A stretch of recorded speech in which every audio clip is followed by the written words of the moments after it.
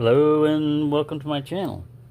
Well, when my buddy came over to get the scooter, he hasn't got the bike yet. I got him to trade out this. This is the knife that I had for him before, the Jeep knife, Tack Assault. But really, length of blade, you know. Yeah, this can reach out there and get you, but I gave him that off-grid survival one or whatever that looked kind of like an SE4. It's 4.5-inch blade, and it has well, you've seen it before, but I mean, it has more of a belly than an SE4. But yeah, it's a fairly decent knife. It looks kind of like between an SE4 and an SE3. Look at SE3 over here.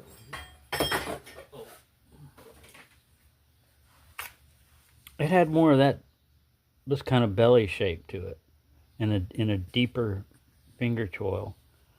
But I just wanted to talk about labels. All right, so here, according to the law and the description and everything, this would be a prohibited weapon, even for me, in certain areas, just because of the length of the blade. And you gotta find out, you know, a lot of times it doesn't tell you. It says with a blade length of, but you know what?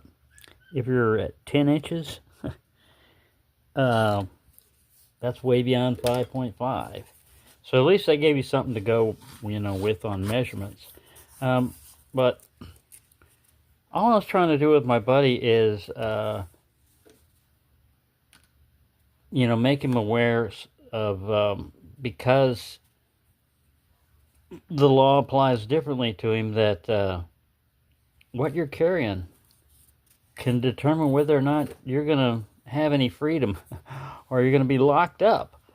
So a lot of times it's the legalities of your areas. Man, the stuff I did when I was in England, when I was there, if the bobbies or anything would have, of course, you know, I was in the military at the time, so I had a military ID card and everything, but I came back, when I got married, I came back to England as a civilian.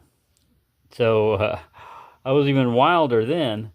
And I lived there for about 6 months. And I couldn't even get a job. I could have shown them that I was born there, that I had a birth certificate from England. But I didn't. I don't know. It just never crossed my mind. You know, I was an American in my mind. But anyways, yeah, you just gotta know. You just gotta know your labels and stuff. Now, as far as like an update, this is gonna be kind of a generalized update. Uh, but anyways,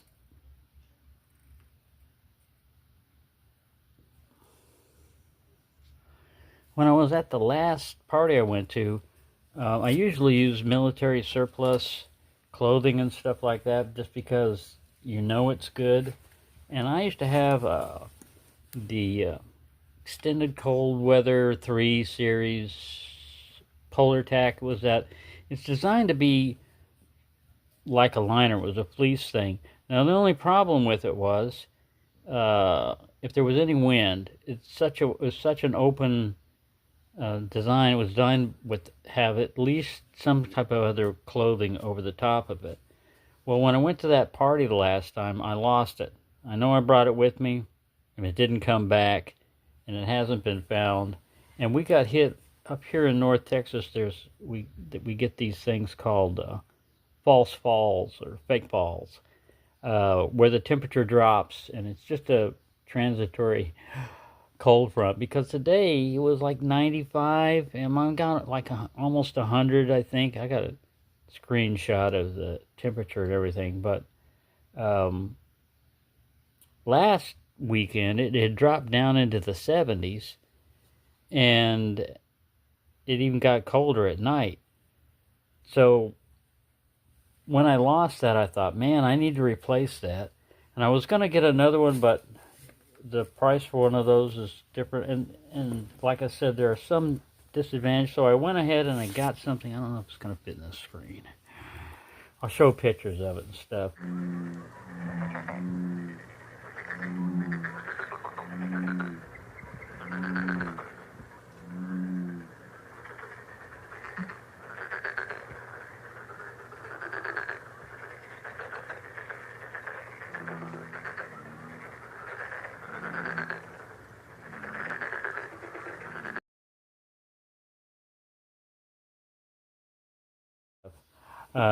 But it's a tighter weave. It has a hoodie to it, and zippers galore. I'll put it up on a coat hanger up here. Let me see.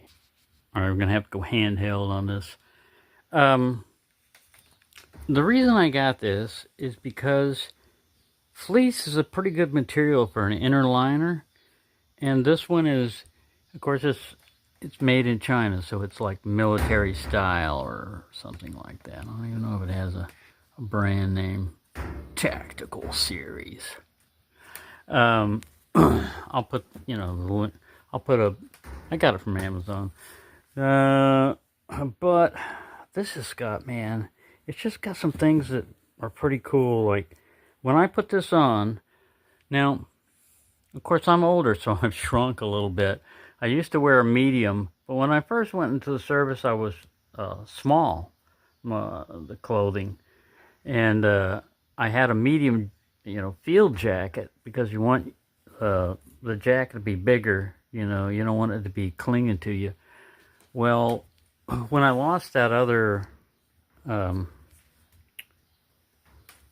Polartec jacket and everything, I said, man, I know I'm going to need one of those. Well, of course, now it's super hot and everything, but I will, be needing something like this in the wintertime. So, I'll say it's got a lot of zippers to it, pockets, and the pockets are fairly decent. You could put more than, it goes like halfway around the arm. It goes, that far. It goes half from there to the end. And they're not YKK zippers, but they seem to, like this one, it seals. You see how the the material comes around it? So you don't really have if it says YKK, keep in mind it was made in China, so. But what I first thought was, all right, these spine teeth zippers, they could be a little bit thicker just because they're usually easier, but I haven't had any problem with this. And I'm not a big fan of these double zipper things, but it works also. Because a lot of times it takes more effort and alignment and everything to start this, but it doesn't seem to have any problem. And when it was cold, I walked around with this as just my outer jacket, and it's not as susceptible to wind. These are not, they don't connect because this is a zippered one. If it was a anorak or whatever. All right, so when I first saw this, I thought, ooh, you could put a radio in here, and this is an aerial thing, like a cutout for no, it's actually just a pin pocket. And that little O-light, little O pin and everything, fits in there perfect. And this one's, again, it's got a big patch over here on the side.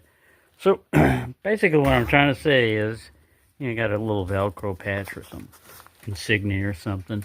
It doesn't have any toggles on this hood. It doesn't even have a drawstring. But this is shaped more like a hood rather than a whole hoodie. So it's not quite as big. That's one of the drawbacks that I, something I saw to it. Another one is there are no side vents on this thing. So if you're walking and it's too warm, you're just going to have to ventilate this way. Now, I have those on some of the German parkas. Now it's got an inside pocket here, like I said. So it's not really a pocket. It's just a lining. But you could sling something in there. You could attach something in there.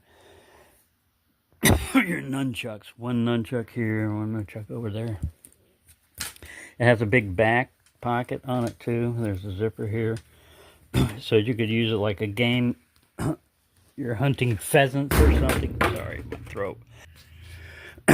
But I paid more than I expected, you know, something like I would think that this would be like anywhere between $20 and $30 would be my estimate, you know, if I were to guess at it. But with prices and stuff nowadays, all right, now this goes into another ramble, another rant, all right? So a lot of people will tell you, what should you have, you know, in times of crisis or an emergency? What should you have? Gold, silver, and all this stuff. Well, a lot of times it's things that you need. It's better to have it already, you know. So for human needs and everything, you know, that one's pretty easy to figure out. It's food, water, and shelter. Well, part of your shelter, when you're, especially if you don't have a vehicle, is your clothing.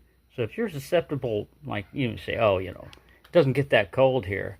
Try going 30 miles an hour when it's cold. Add that wind chill into something, you know.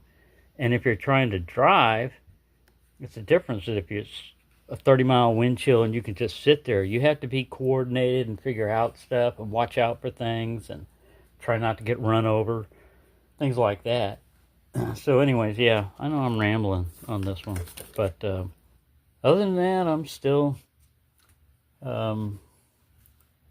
doctoring Shadow as much as I can whenever it comes up, which comes up every day. And just hanging in there as much as I can. And I haven't even received, they haven't shipped the knife yet. They're ordered from Chicago Knife Works. It's been like 3 or 4 days and they haven't shipped the knife, but when it gets here, I'll do a review of it, and then I'll do the giveaway, at least for this month. And yeah, we'll continue along as it goes.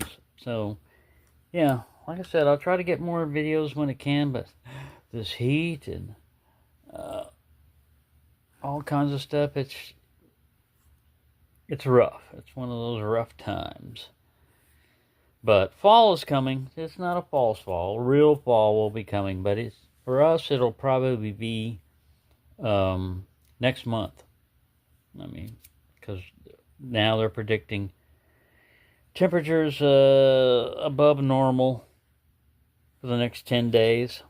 So, anyways, thanks for watching and have a nice day.